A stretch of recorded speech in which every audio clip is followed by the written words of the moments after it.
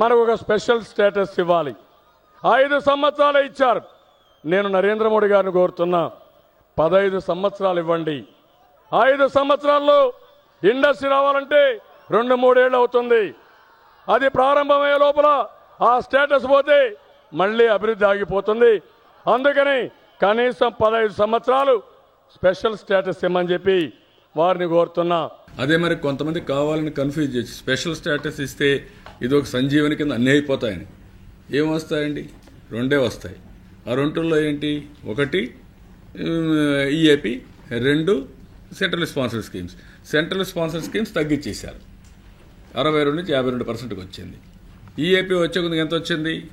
ఎన్ని ప్రాజెక్ట్స్ ఇస్తే government of India, అది మళ్ళీ వాళ్ళు క్యాబినెట్లో తీసి వాళ్ళు పాస్ చేయాలి. ఎన్ని ఇస్తే వస్తాయి. నేను అడిగింది ఫస్ట్, నా డిమాండ్ స్పెషల్ స్టేటసే. వారు కాదని ఇంకా ఎక్కువ డబ్బులు ఇస్తున్నారు అనుకో, ఇంక నీకు బాధ ఏముంది? ఇంకా ఎక్కువ డబ్బులు ఇస్తే నేను కాదన్నా కదా.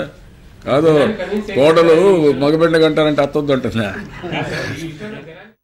ఈ యొక్క స్పెషల్ స్టేటస్ తోనే మొత్తం అయిపోతుంది, స్వర్గం అయిపోతుందని చెప్పి మాట్లాడుతున్నారు. 10 ఏళ్ళు స్పెషల్ స్టేటస్ వచ్చిన రాష్ట్రాలు స్వర్గాలు అయిపోలేదు.